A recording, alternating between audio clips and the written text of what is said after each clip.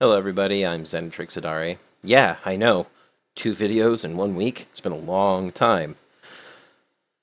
I'm going to read you a story I wrote having to do with my fights against ideology, partially inspired by events of Gamergate and those fights in my past, though not directly based upon them. Now, it is going to sound flowery. There's a lot of high vocabulary in it. Oh no. You might think that it's the most faggoty thing you've ever heard. Fine by me. I fancy myself somewhat of a wordsmith. Maybe I'm wrong. Who knows? Well, without further ado, here's my story. It had been ages since he had last seen the sun.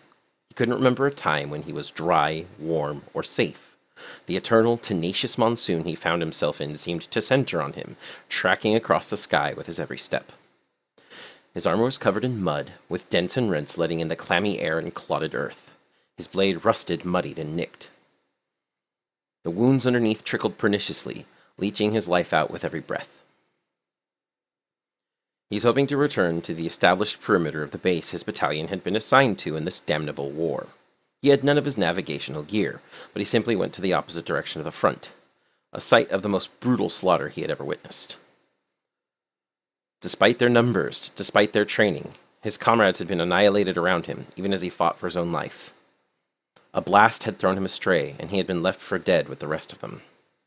However, since he had woke, he knew that he had one blinding imperative: inform the garrison commander at the base, send messengers to main command back at the capital about the new ferocity of the weapon employed by the enemy.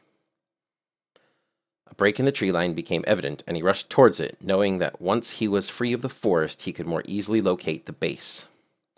The sight that then met his eyes as he broke through the dense foliage only served to further drive him into despair, even as the sun broke the clouds to shine upon his skin, a hollow and empty accomplishment in the face of this new development. The garrison had been smote to nothingness. The littered rubble of the base and the ominous stains on the ground were all that stood testament to what had occurred. The man approached the place, all haste and anxiety having left his body, a slack shell with no volition of its own. The light above grew brighter still, and the man finally shielded his eyes and turned his gaze skyward. Suddenly a smile stretched, as the vision given him seemed heavenly. A being of blinding beauty, ephemeral and ethereal, lowered themselves to the ground among the light being cast from above, seemingly held aloft by light alone.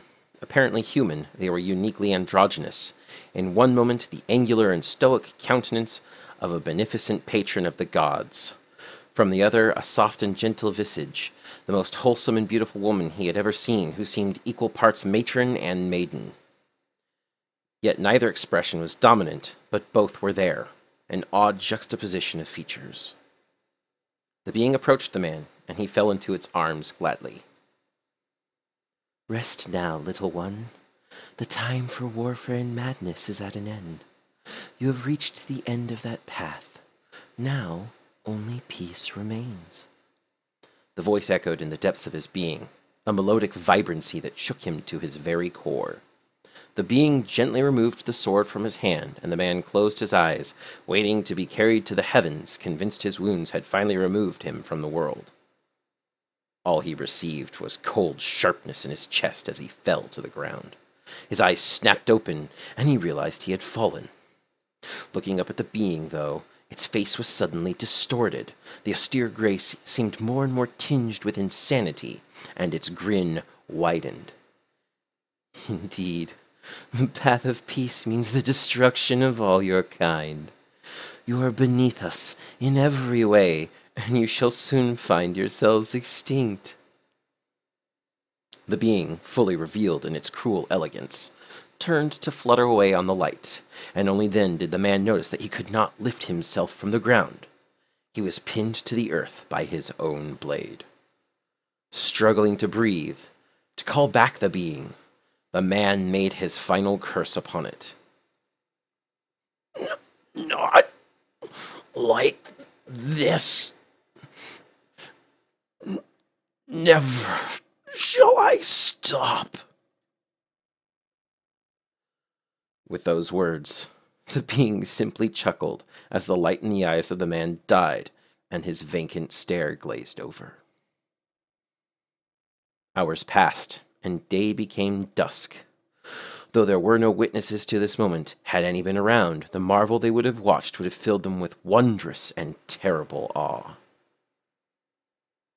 The shadows filled the space where a military base had once stood, and a single body on the ground was enveloped in them. A tormented shriek rose from the blasted landscape, and the corpse slowly lifted itself along the blade which was its grave marker and its chains. Tearing free of the blade, the newly born revenant turned and pulled the weapon from the earth, the energy which had revived it changing the blade into one with a singular, terrible purpose. Never shall we stop, for your words and thoughts are false. Vengeance incarnate are we, here to mete out the justice which you have avoided for so long. Beware, for your falsehoods shall be struck down by a blade of truth. With those words, the wraith slipped into the night, seeking the false messengers which had betrayed it and its kind. So that's the story. Small little thing. I felt that it was anecdotal enough and fantastic enough to fit anything that anybody wanted to imagine. And I hope you enjoyed listening to it. Pardon the shitty voice acting. I don't have much practice there. This is Xanatrix Adare, signing off. And remember, you don't only seek the truth seeks you.